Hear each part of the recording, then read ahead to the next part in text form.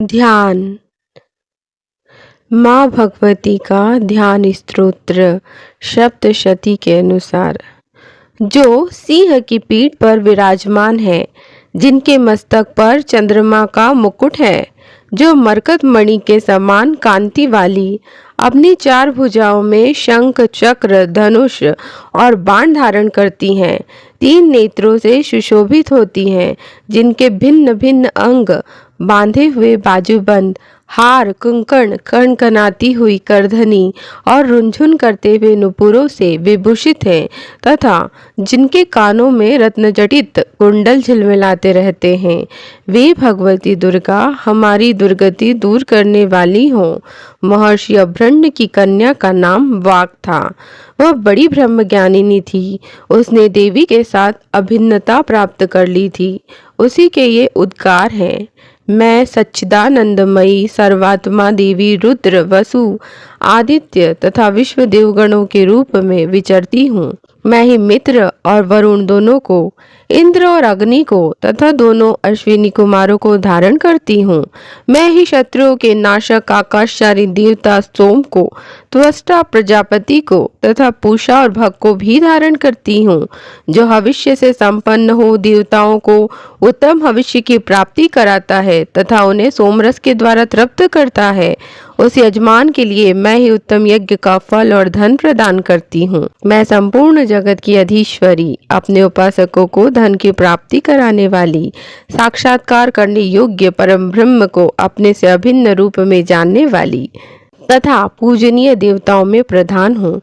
मैं प्रपंच से अनेक भावों में स्थित हूँ। संपूर्ण भूतों में मेरा प्रवेश है।